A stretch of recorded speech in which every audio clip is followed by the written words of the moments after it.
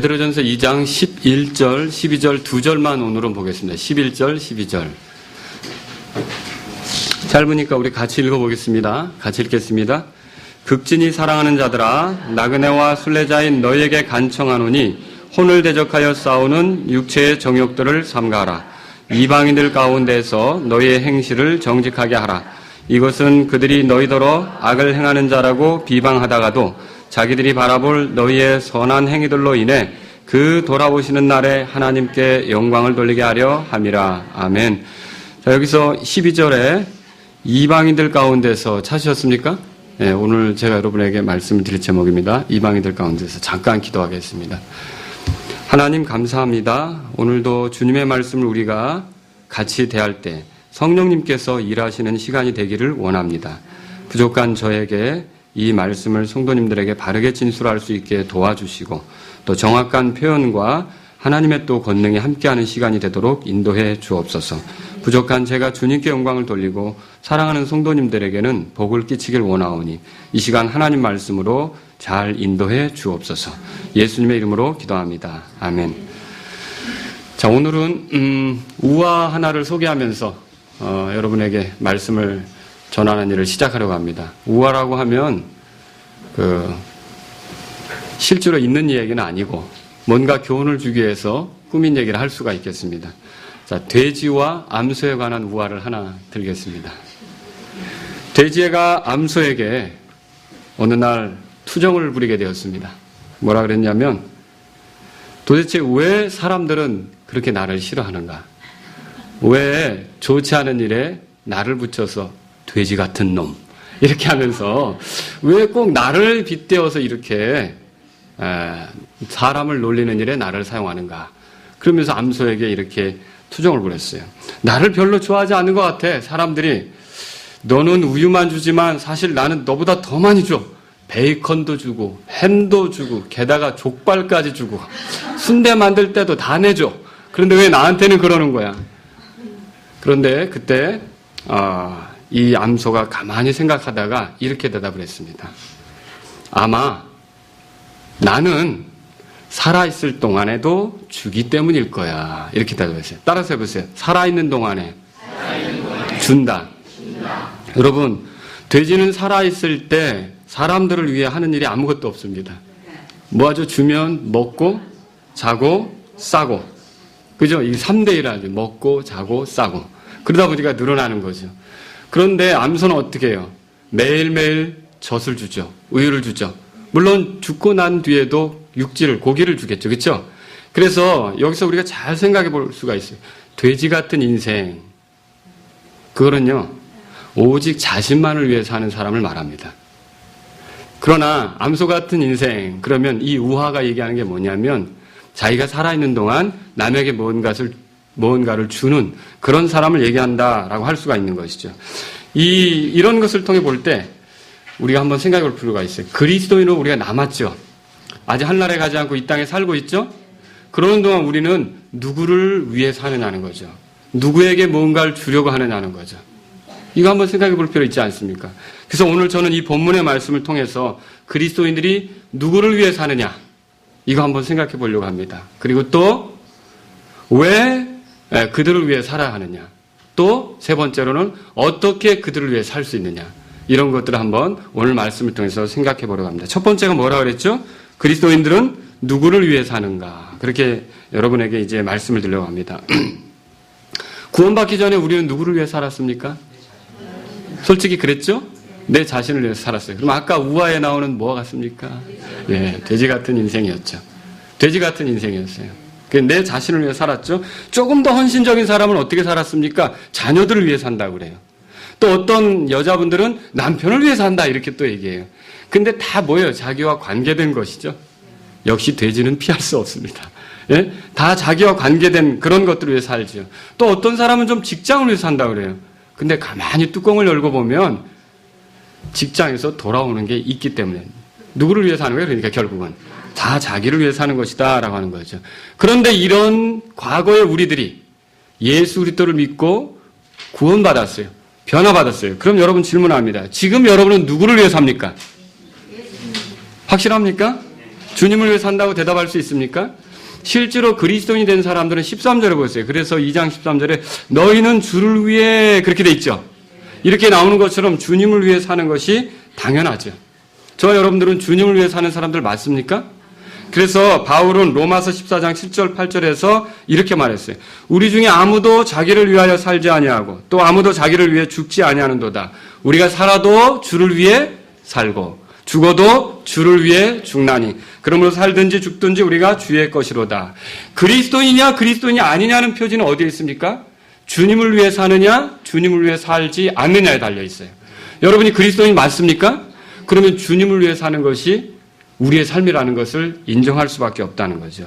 자, 이렇게 주님을 위해 산다. 자기를 위해 살지 않는다 그러니까 또 여러분은 또 오해하시면 안 됩니다. 나를 위해 아무것도 챙기지 말란 말인가?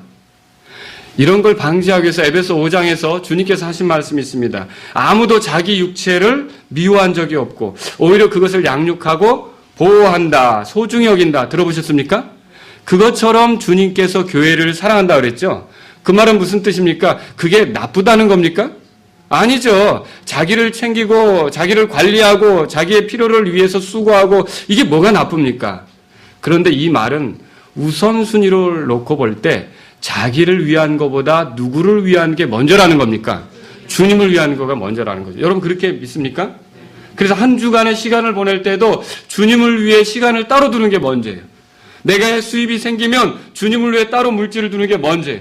내게 재능이 있다면 먼저 주님의 영광을 쓰고 싶은 게 그게 그리스도인의 삶의 표지라는 거죠.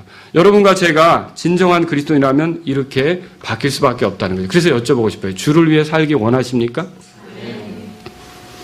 그런데 그리스도인이 아닌 사람들에게 예수님을 위해 살고 싶은지 물어보세요. 뭔 소리냐 그러죠. 갑자기. 그 말의 의미도 이해 못하고요. 왜 그렇게 살아야 되는지 또 그렇게 살고 싶어 하지도 않습니다. 그러나 그리스도인들은 어떻습니까? 예수님을 위해 살고 싶어요. 그분이 주님이시니까. 그렇죠? 주님을 위해 살고 싶어 한다는 거죠. 설령 우리가 주님을 위해 살지 못하는 순간이 있다 할지라도 잘 못 살고 육신적으로 하고 또 어떤 죄의 습관 때문에 힘들어하는 순간이 있다 할지라도 우리 마음 안에서 주님을 위해 살아야 한다는 원함이 완전히 사라지진 않습니다. 또 주님을 위해 사는 것을 싫어하지도 않습니다. 그렇게 못 사는 것이 내가 안타깝고 더 주님의 권능이 필요합니다라고 매달릴지언정 그런 것이 이렇게 싫어지지는 않는다는 거죠. 왜 그렇습니까? 성령님이 우리 안에 계시기 때문에 그런 일들이 가능한 거죠. 그래서 그리스도인이 되면 누구를 위해 삽니까? 주를 위해 삽니다. 여러분 맞습니까? 또 그리스도인이 되면 교회를 위해 삽니다. 교회를 위해 사는 거죠. 교회는 주님께서 세우시려고 했던 바로 그 모임이에요. 다시 말하면 주님을 위한다면 교회를 위하는 건 지극히 정상적인 거죠. 믿는 자들, 성도들이 교회입니다. 그렇죠? 그래서 우리는 지난 2시간 동안 뭘 살펴봤냐면 성도들 간의 조화 문제를 살펴봤어요. 그래서 성도들은 뭐예요? 서로 한 영적인 집의 돌들이다. 기억나십니까? 또 한 성전의 제사장들이다. 기억나십니까? 또 동일한 본향을 향해 가는 시민들이다. 우리가 같이 조화를 이루면서 집이 완성이 되고 하나님 섬김이 완성되고 본향에서 모이는 그런 일이 있게 되는 거 아닙니까? 그렇죠? 그래서 우리는 서로에 대한 존중과 사랑을 가지고서 갈 필요가 있다는 것이죠. 함께 모이는 교회를 소중히 여기는 것은 그리스도인의 당연한 표지죠. 성도들을 소중히 여기는 건 그리스도인의 당연한 표지예요. 그러나 세상 사람들은 그리스도인을 소중히 여길 줄 모릅니다. 그렇죠? 믿지 않는 사람들이 그리스도인들을 소중히 여기겠어요? 그렇게 못한다는 거죠. 갈라디아서 6장 10절에 보면 그러므로 우리는 기회 있는 대로 모든 사람에게 선을 행하되 특히 믿음의 집안 사람들에게 할지니라 그렇게 말했어요. 읽어보신 적 있죠? 믿는 사람들에게 더 잘해야 한다는 것. 이걸 주님께서 성도들에게 가르쳐주고 있다는 거죠. 그런데 그것처럼 또한 주님을 위해 살고 교회를 위해 살아야 되는데 그것처럼 또한 그리스도인들은요. 따라서 보세요. 이방인들을 위해 살아야 한다. 이방인들을 위해 살아야 된다는 거죠. 많은 그리스도인들이 이 점에 대해서 별로 중요하게 생각하지 않습니다. 그리고 가볍게 놓치고 가는 그런 일들이 많죠. 여기서 말하는 이방인들은 누구를 말하는 것입니까? 여기 2장 거기 보면 12절에 이방인들 가운데에서 너희 행실을 정직하게 하라고 했어요. 이 이방인들은 누구를 말하는 것입니까? 이 이방인들은 한마디로 말하면 유대인이 아닌 사람들의 그런 개념보다도 믿지 않는 사람들의 개념이 더 강합니다. 고린도전서 5장 한번 펴보세요. 그 예를 보여드리겠습니다. 고린도전서 5장 1절에 보십시오. 찾으셨으면 같이 읽겠습니다. 너희 가운데 음행이 있다는 말이 공공연히 알려졌으니 그런 음행은 이방인들 가운데서도 거론되지 않는 것으로 곧 누가 자기 아버지 아내를 취하였다는 것이라. 고린도 교회 성도들 유대인입니까? 이방인입니까? 대개 이방인들이 많이 모였죠. 물론 일부 유대인들도 있을 것입니다. 그러나 그 중심에 이방인들이 있을 거라는 거죠. 그런데 이런 이방인들에게 이것은 이방인들 가운데도 없었던 일이다. 이게 무슨 말이냐면 믿지 않는 사람들에게도 이런 것들은 부끄러운 일이고 수치스러운 일인데 이걸 어떻게 교회 안에서 행할 수 있느냐라는 뜻으로 말하는 거죠. 그럼 여기서 이방인들이라는 것은 어떤 의미입니까? 불신자들을 얘기하는 거죠. 불신자. 그렇죠? 베드로전서 4장 보세요. 베드로전서 4장. 오늘 그 2장 뒤에 보면 4장에 보면 3절에 같이 읽겠습니다.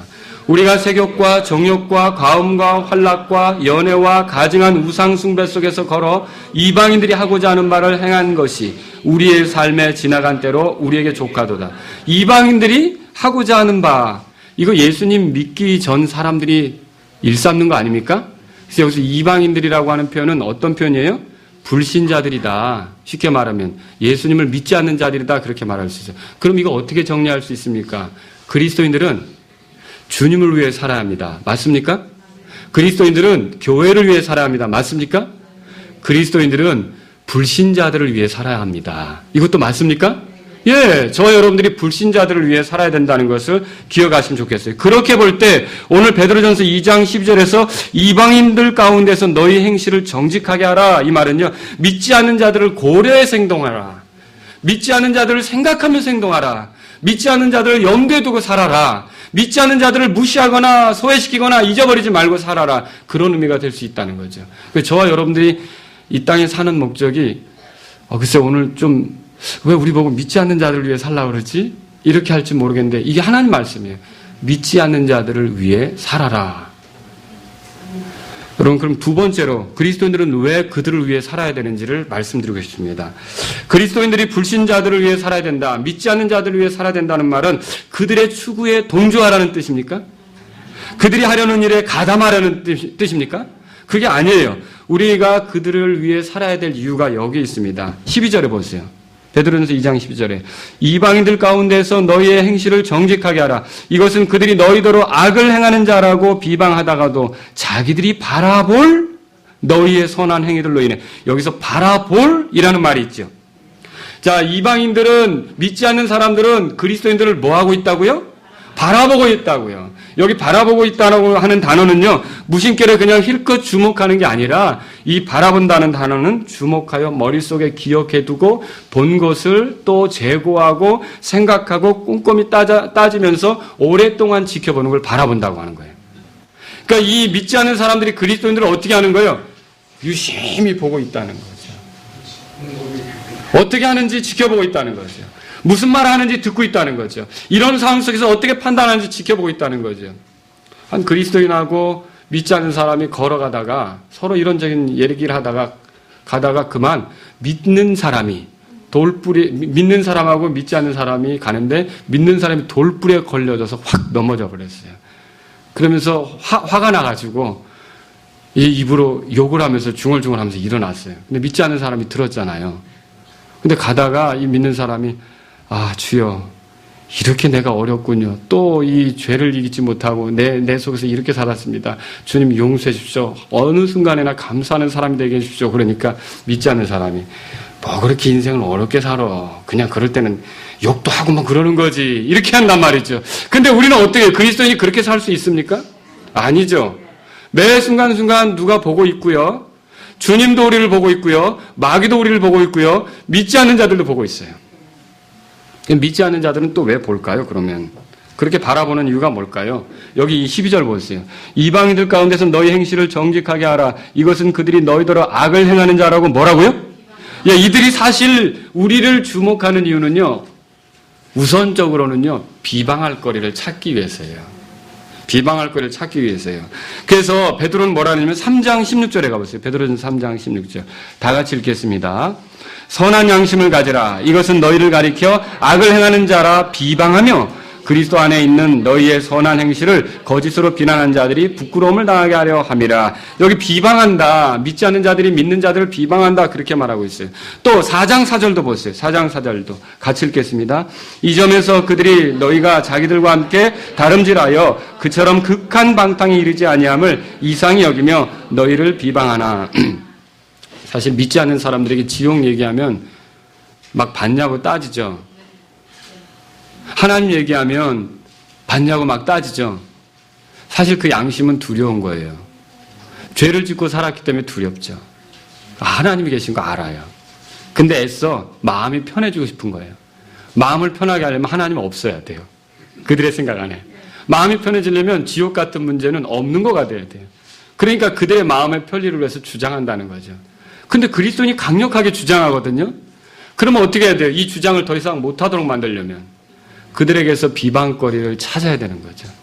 그래서 비방거리가 나오면 더 이상 말을 못하게 하려고 한다라고 하는 거죠. 실제로 이 당시에 이 그리스도인들이 살던 때, 베드로가 이 편지를 쓸 때 그리스도인들이 그 로마 제국 내에서 비방거리가 되었어요.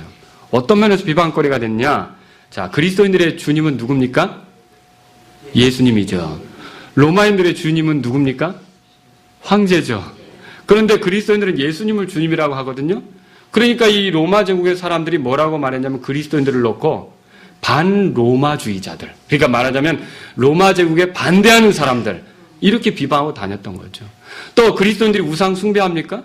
아니죠. 그런데 로마 제국 내에는 뭐 에베소에 가든지 뭐 아테네에 가든지 뭐 로마로 들어가든지 많은 도시들마다 항상 우상 숭배가 들끓어요. 그런데 그리스도인들은 우상 숭배에 참여합니까? 안 하죠. 그러니까 또 뭐라고 비방하냐면 무신론자들 이렇게 비방해요. 또 어떤 경우는요, 어떤 에베소라는 마을에서 우상 숭배를 위해서 어떻게 합니까? 장인들이 신상을 만들고 멀리서 순례자들이 오면 그것도 팔고 에베소에 그래서 수입이 늘어나는 거 아닙니까? 근데 그건 아니다. 그건 거짓이다. 이렇게 말하니까 뭐라고 또 비방을 하냐면 우리 도시의 경제활동에 전혀 도움이 안 되는 사람들. 그러니까 이런 비방이 정말 근거가 있고 정확한 겁니까? 그렇지 않죠. 근거도 없고 그들 나름대로의 편견과 오해를 가지고 하는 거 아닙니까? 그런 건 우리가 무시할 수 있다는 거죠. 그러나 만일 도덕적으로 그들이 인정할 만한 비방거리가 생긴다. 예를 들면 그리스도인이 간음했다. 그리스도인이 도적질했다. 그리스도인이 사기쳤다. 그리스도인이 거짓말하고 다닌다. 이렇게 되면 어떻게 될까요? 그거야말로 굉장히 치명적인 일이 된다라고 하는 것이죠. 베드로는 지금 그걸 얘기하려고 하는 거예요. 생각해 보세요. 우리가 사람들에게 복음을 전할 때 뭐라고 전해요? 죄로부터 구원받으시라고 하죠. 여러분의 복음은 예수 믿고 복 받으세요. 죄로부터 건진 받으세요. 죄로부터 건진 받으시라는 거 아닙니까? 그렇죠? 그런데 죄로부터 건진받으셔야 합니다. 왜냐? 죄가 끔찍한 파멸로 인도하는 겁니다. 죄는 인간의 창조 목적대로 가지 못하게 합니다. 죄는 하나님을 기쁘게 할 수도 없습니다. 죄는 더럽고 추하게 만듭니다. 죄로부터 벗어나셔야 합니다. 라고 얘기를 해놓고 내가 죄를 짓고 있다고 생각해 보세요. 내가 죄를 버리지 않는다고 생각해 보세요. 근데 그걸 믿지 않는 사람이 목격했어요. 그럼 어떻게 할까요? 죄로부터 벗어나? 웃기고 있어. 자기도 죄 가운데에서 허우적거리고 있으면서 에라 무슨 말인지 알겠죠. 그러면 또 그런 일들이 누군가에게 목격됐을 때 그리스도인인 여러분들은 그 사람에게 담대히 복음을 전할 수 있을까요? 죄로부터 벗어나라고 말해야 되는데 내가 지금 목 가운데 있어요. 죄로부터 나도 담대함을 잃게 된다는 거죠. 그래서 베드로는 뭐라고 말하는 거냐면 이방인들을 옳게 인도하고 거룩함으로 인도하고 하나님께 영광을 돌리도록 만들고 그들이 구원받도록 이렇게 기회를 주려면 우리 보고 어떻게 하라는 거예요? 그들을 위하여 정직하게 행동하라고 말하는 거죠. 12절에 그래서 그렇게 말하는 거예요. 12절에 여기 보니까 이방인들 가운데 너희 행실을 뭐라고요? 정직하게 하라. 그런 말씀이 주어진 거예요. 이 정직하게 하라는 말은요, 아름다움과 어여쁨의 생각을 가져오며 감탄하고 존경할 만한 것이어야 된다. 그런 뜻이에요. 그러니까 딱 그 행동을 보면 정말 아름다운 건 자꾸 보고 싶잖아요. 아름다운 건 사람에게 감탄을 주잖아요. 아름다운 건 자꾸 눈이 가잖아요. 그런 행동들을 보면서 놀라고 감탄하면서 또 보고 싶어하고, 야, 어떻게 저렇게 살 수 있을까? 야, 참 대단하다. 아, 참 매력적이다. 이런 삶을 살으라고 베드로가 얘기하는 거죠. 누구를 위하여 그렇게 하라는 거예요? 이방인들을 위해. 만약 그들이 그걸 목격하지 못하면 우리의 말하는 건 공허하게 끝날 수 있다는 거죠. 그래서 이방인들을 위해 살려고 한다면 선한 행위를 해야 되는데 12절 보세요. 이방인들 가운데 너희 행실을 정직하게 하라. 이것은 그들이 너희더러 악을 행하는 자라고 비방하다가도 자기들이 바라볼 너희의 선한 행위들로 인해 이렇게 말한 건요. 이 선한 행위를 하라는 암시가 깔려 있는 거예요. 여러분, 은혜가 우리를 가르치죠. 선한 행위를 하도록 가르치죠. 하나님의 은혜는 우리를 선하게 살도록 이끈단 말이에요. 그럼 은혜 받았다는 증거가 뭡니까? 우리가 하나님의 은혜를 안다는 증거가 뭡니까? 선하게 살아야 된다는 거죠. 우리의 말이 어떠한지는 우리의 행동으로 입증되는 거 아닙니까? 근데 우리가 아무리 복음을 전하고 예수님 이렇습니다라고 말한다 할지라도 우리 행동이 그걸 뒷받침해 주지 못하면 그 사람들은 우리에게 귀를 기울이지 않게 될 거라는 거죠. 그래서 예수님도 이런 말씀했어요. 이와 같이 너희 빛을 사람들 앞에 비추어 그들이 너희의 선한 행위를 보고 하늘에 계신 너희 아버지께 영광을 돌리게 하라. 들어보신 적 있죠? 예, 우리가 선한 행위를 통해 사람들이 그걸 보면서 하나님께 영광을 돌리도록 해야 된다라고 하는 것이죠. 분명히 하나님 말씀대로 살며 선한 행위를 힘쓰는 사람은요, 복음을 전할 때 힘이 있습니다. 솔직히 여러분 말씀해 보세요. 그래도 주님의 은혜로 주님과 교제가 깊고 주님의 말씀대로 살려고 정말 주님을 붙잡고 있고 계속 주님의 도움을 구하고 있고, 그럼 여러분 복음 전할 때 담대합니까? 쭈삣쭈삣합니까? 담대하죠. 그런데 솔직히 여러분들이 주님 말씀대로 살지 못하고 육신적으로 가고 내 안에 해결되지 않은 문제가 있고, 그럼 복음 전하러 갈 때 여러분 어떻게 담대히 가집니까? 자꾸 망설여집니까? 우리 양심 우리가 알고 있잖아요. 우리가 이방인들을 위해 살려고 한다면, 아직 구원받지 못한 죄인들을 위해 살려고 한다면, 특히 그들에게 복음을 전하는 하나님의 도구가 되기를 원한다면 우리 자신이 그들을 위하여 선한 행위를 해야 된다는 것을 믿으시기 바랍니다. 우리가 그것을 발견할 수 있어요. 사실 오늘날 우리가 복음을 전하러 갔을 때에도 만나는 많은 사람들 가운데 왜 교회 안 다니는가? 왜 교회 다니다가 떠났는가? 이런 얘기를 할 때가 있는데, 그때 우리가 들어보면 예수님 믿는다고 하는 사람한테 사기당했다 이거죠. 예수님 믿는다고 하는 사람한테 상처받았다는 거죠. 이런 것들 때문에 그렇게 되는 경우가 많다는 거죠. 그래서 저와 여러분들은 아무리 어려워도 참고 선을 행하려고 해야 하는 것입니다. 하나님 말씀을 들은 대로 행동함으로 우리의 정직성을 입증하려고 해야 하는 것입니다. 우리가 믿고 들은 교리대로 그대로 살아감으로써, 아, 저 사람들은 믿는 대로 행동하는구나, 믿는 대로 살아가는구나, 저 사람들은 참 정직한 사람들이다 라고 하는 것을 볼 수 있도록 해줘야 되는 것입니다. 왜냐? 이렇게 할 때 여기 보세요. 12절 끝에 이런 선한 행위들로 인해 그 돌아보시는 날에, 이 돌아보시는 날에는 언제냐면, 물론 우리가 재림의 때를 얘기한다고도 할 수 있지만 이 본문을 볼 때는, 이때는 하나님께서 그 이방인에게 찾아가셔서 은혜로 다루셔서 그가 무릎 꿇게 하시고 마침내 마음을 열게 하시고 복음을 받아들이게 하시고 구원받게 하시는 때다, 그렇게 말할 수 있죠. 이때 되면 어떤 일이 벌어지겠습니까? 하나님께 영광을 돌리는 일이 생기지 않겠습니까? 그렇죠. 그래서 그 돌아보시는 날에 하나님께 영광을 돌리게 하려 함이라, 그런 말을 여기서 쓰고 있다는 거죠. 여러분, 정말로 믿지 않는 사람들이 믿는 사람의 선한 행위들을 통해 구원받을 수 있다는 것을 여러분 알고 있습니까? 가능성이 있기 때문에 베드로전서 3장에 이렇게 썼어요. 베드로전서 3장 1절 2절 다 같이 읽겠습니다. 아내들아, 이와 같이 너희도 너희 남편에게 복종하라. 이것은 누가 말씀에 순종하지 아니하여도 그들 또한 말없이 아내 행실을 통해 얻고자 함이니 두려움이 동반된 너희의 정숙한 행실을 그들이 눈여겨보느니라. 믿지 않는 남편들이 믿는 아내가 어떻게 사는지 본다 그랬죠. 처음에는 비방거리, 자꾸 나한테 교회 가자고 하라는데 싫은 거예요. 그래서 남편이 어떻게 하냐면, 어떻게 비방거리가 없나 보니까, 그래요. 교회 가서 은혜 잔뜩 받고 와가지고 내가 술 좀 먹었다고 나한테 막 아주 그냥 할퀴려고 달려드네. 그리고 이제 나중에 이제 술 깬 다음에 당신 예수 그런 식으로 믿으면 안 돼, 뭐 이렇게 하겠죠. 전도 되겠어요? 그런데 한 해가 가고 두 해가 가고 세 해가 가는데 자꾸 가면서 여자가 달라지는 거예요.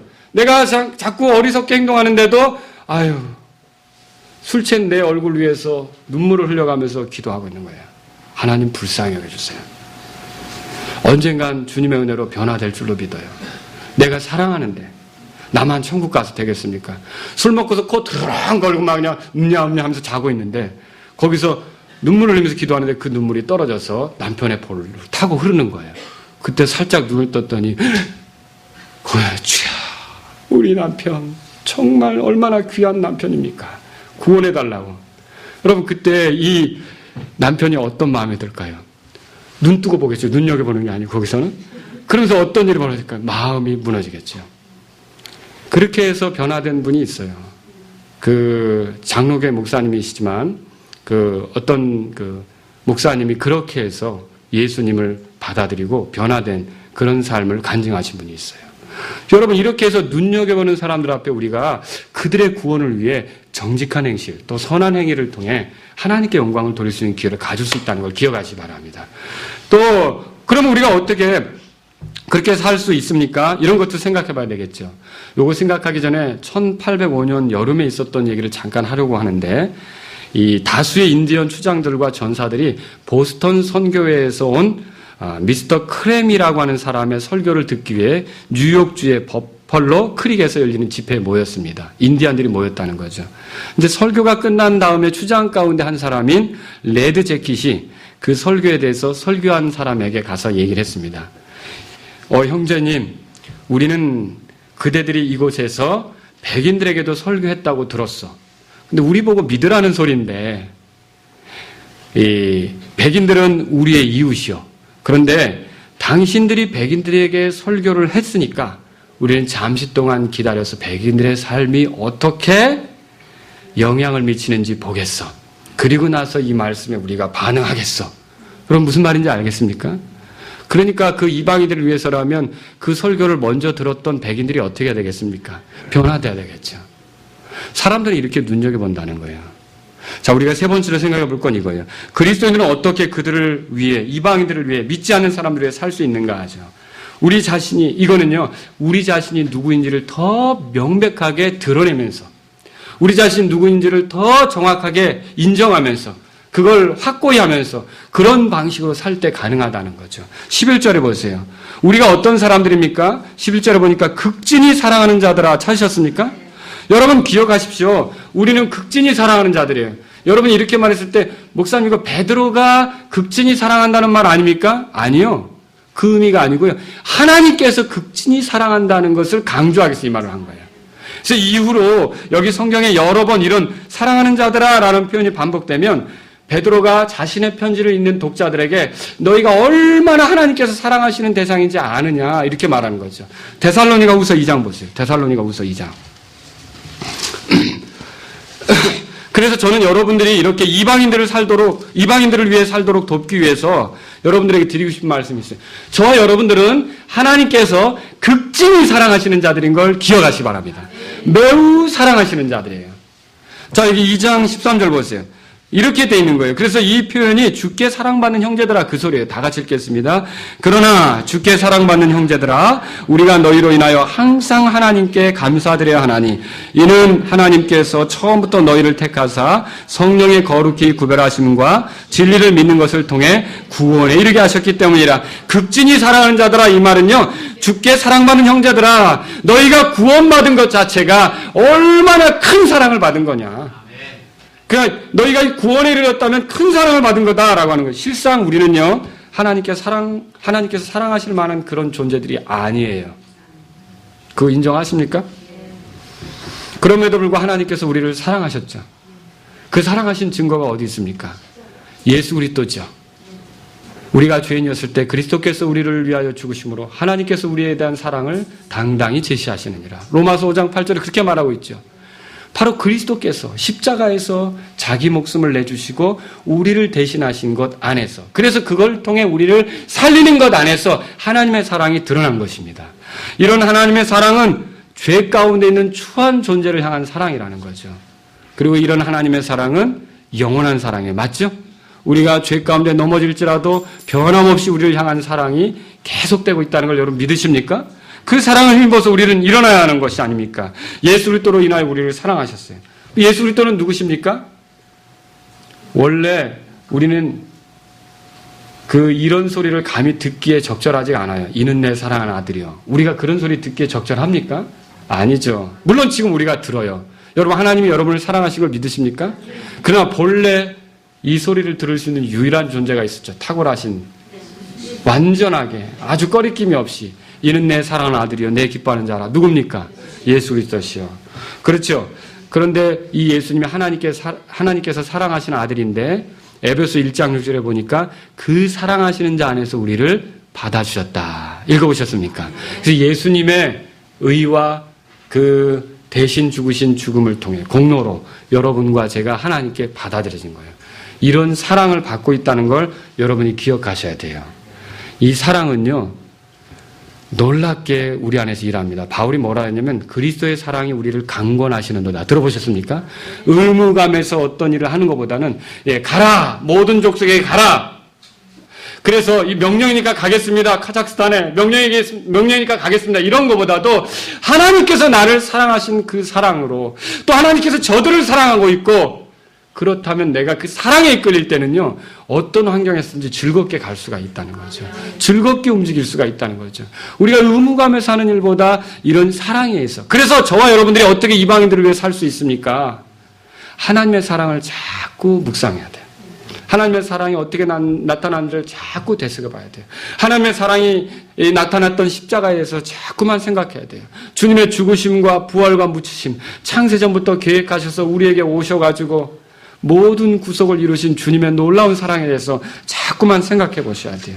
이것이 바로 우리가 이방인들을 위해 살 수 있는 좋은 동기가 된다는 거죠. 힘이 된다는 거죠. 또 이 구절을 보세요. 베드로전서 2장 12절에 보니까 뭐라고 써요? 11절에 보니까 극진히 사랑하는 자들아 나그네와 순례자인 너에게 간청하노니 그랬죠. 자, 우리가 하나님께 친밀히 사랑받는 사람들이라면 두 번째로는요, 우리는 또한 나그네와 순례자들입니다. 우리의 시민권이 어디에 있다고요? 하늘에 있다고 했어요. 자, 우리는 낯선 나라에 거주하는 외국인들이에요. 여기, 그쵸? 우리 형제님들 중에 한 분이 이제 사는 아파트에 1층에 외국인들이 모여 사는데 한 여러 명이 모여 산다고 그래요. 근데 우리는 더우면 여름에 어떻게 샤워하잖아요. 이 사람들은 이제 더우면 수건으로 해서 이렇게 이제 땀을 닦고 만다는 거예요. 그러면 냄새 나겠죠. 예, 계단에 냄새가 나고 막 이렇게 되겠죠. 우리랑 사는 방식이 달라요. 자, 그런 건 별로 끌리질 않아요. 그렇죠? 만약 우리가 이 세상에 살면서 이 우리 주변에 있는 세상 사람이 볼 때 그렇게 냄새 나는 식으로 살면 어떻게 할까요? 문 다 닫아버리겠죠. 그렇죠? 그런데 그렇지 않은 경우도 있어요. 우리의 독특함으로 인해 뭔가 호기심을 자극하는 것으로 인해 사람들이 우리에게 더 끌려올 수 있다는 거죠. 한국 분들은 가끔 외국 사람들, 영어를 쓰는 사람들을 만나면 뭐 하고 싶어지죠? 말 배우고 싶어지죠. 영어 배우고 싶어지죠. 그래서 영어 가르쳐 준다면 따라가기도 하죠. 그래서 어님 쓰는 선교사님도 그렇게 한다는 거 아닙니까? 그렇죠? 자, 한국 사람인데 내가 못하는 뭔가 특이한 게 있다는 거죠. 그거 알고 싶다는 거죠. 그거 하면 더 많이 유익이 될 것 같다는 거죠. 그러니까 어떻게 해요? 쫓아가서 가르쳐 달라고 그러죠.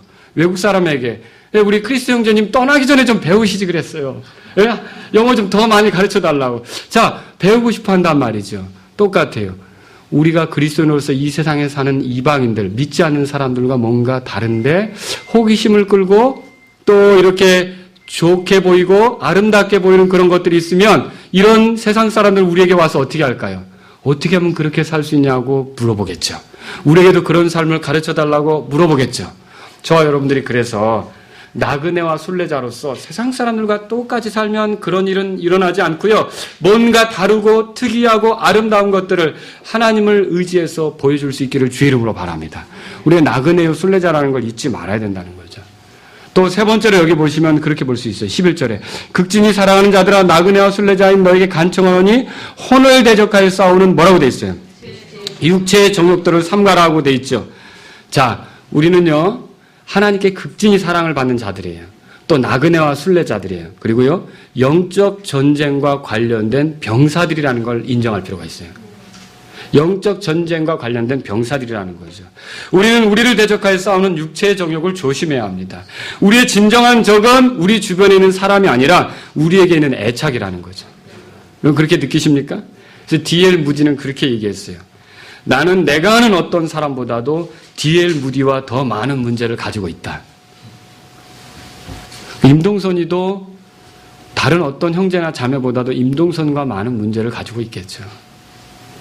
싸우고 있는 거예요, 안에서. 계속. 여기 정욕들은 특히 육체의 정욕들이라고 표현되어 있죠. 자, 이것은 그 동기와 의도가 육체적이며 자기 보존과 편함을 추구하는 그런 것을 말합니다. 그럼 보세요. 육체의 욕구 자체가 여러분 문제입니까? 그렇진 않지만 이 욕구 자체가 강렬하게 돼서 욕심이 되었을 때 결국 어때요? 우리의 구원받은 삶조차도 흔들어서 어지럽힐 수 있는 그런 문제가 될 수 있다는 거죠. 혼을 대적하여 싸우는 이라는 말이 뭡니까? 사람들은요, 혼이 얼마나 이제 귀한지. 여기 보면 마가복음 8장에서요, 혼은 가장 귀한 것이고요, 온 세상을 얻고도 혼을 잃으면 무슨 소용이 있느냐, 그렇게 말한 적이 있죠. 그러면 이건 뭘 말합니까? 혼을 대신할 만한 건 아무것도 없어요. 그런데 혼을 대적하여 싸운다, 이건 뭐냐면요, 가장 중요한 삶을 망치려고 하는 그 정욕이다라는 거죠. 욕심이다라고 하는 거죠.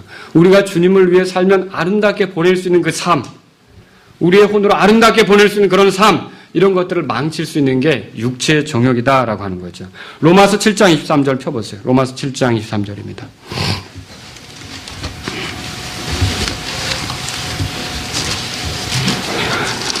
그래서 우리는요, 영적 전쟁을 하는 사람이라는 걸 늘 인식하고 있어야 이방인들을 도울 수 있어요. 근데 이런 생각을 잃어버리면 우리는 금방 넘어지고요, 이방인들을 도울 그런 용기나 마음을 상실해버릴 수가 있다니까요. 여기 보면 23절 다 같이 읽겠습니다.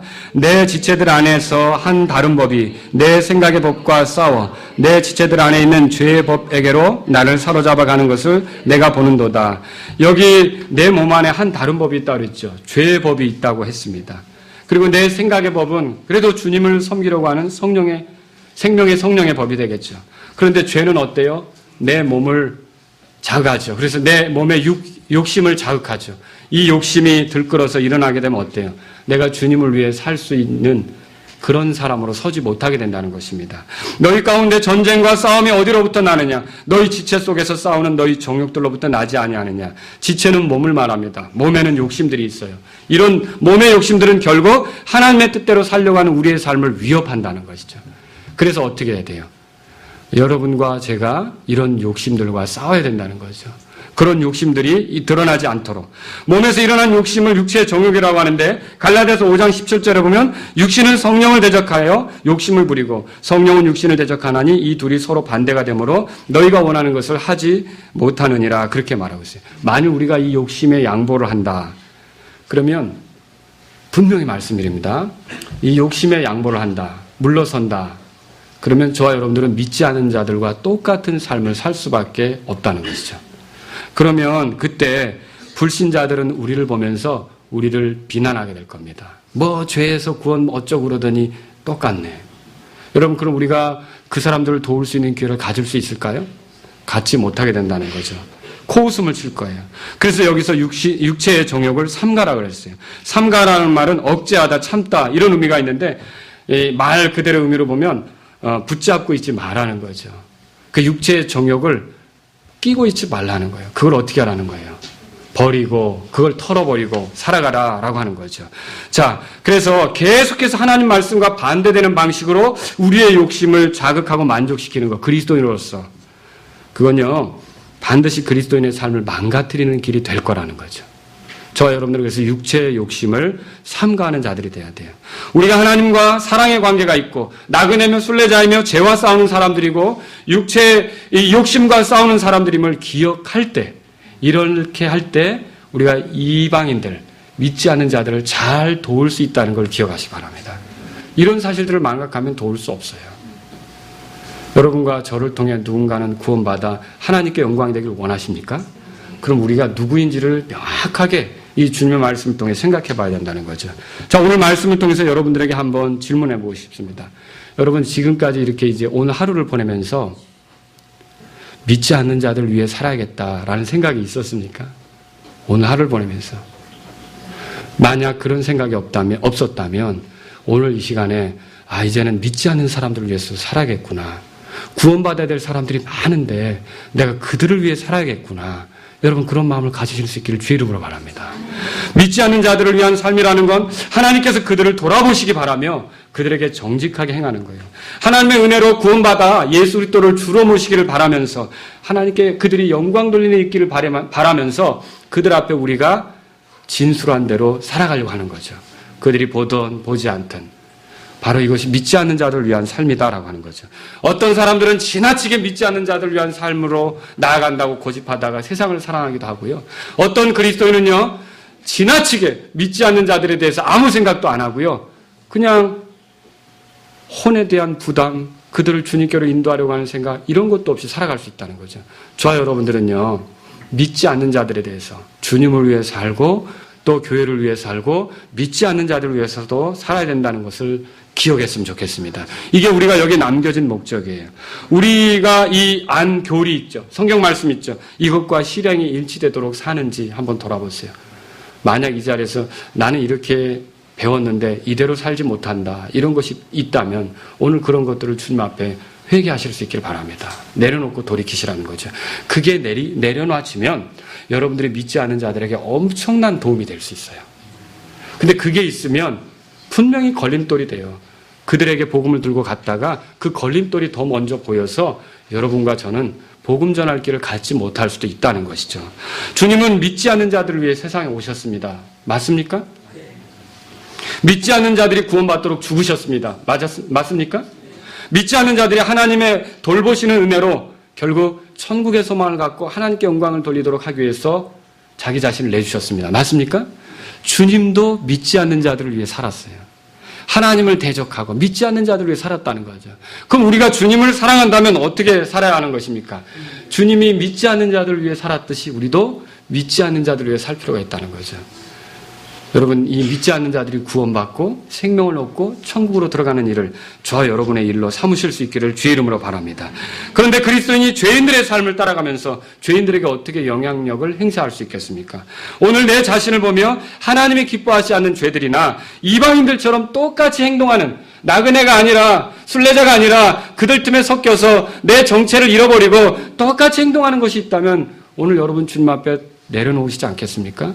그런 것들을 털어놓기로 하시지 않겠습니까? 그리스도를 믿지 않는 사람들처럼 행동하는 것을 내려놓지 않으시겠습니까? 또 죄인들을 미워하기보다 그들을 위해 그들이 돌아서도록 이제 살지 않으시겠습니까? 여러분 가정에 가까운 데서부터 하셔야 돼요. 믿지 않는 남편이 있다. 여러분 원수가 아니라는 거죠. 그죠? 내 신앙생활의 방해거리가 아니라는 거죠. 어쩌면 그 믿지 않는 남편이 나에게 맡겨진 건 바로 내가 그에게 하나님께 영광 돌릴 수 있는 기회를 갖도록 내가 그에게 선한 행위를 하도록 하나님이 나를 그에게 붙여주셨다는 사실을 믿으시기 바랍니다. 믿지 않는 자녀, 믿지 않는 형제들, 여러분 믿지 않으니까 더 이상 이게 아니라 그들이 바로 나의 그 비춰주는 선한 행위를 통해 그들이 결국은 예수님을 알고 하나님께 영광 돌릴 수 있는 기회가 오도록 기도하시지 않으시겠습니까? 저 여러분들이 그렇게 되기를 바랍니다.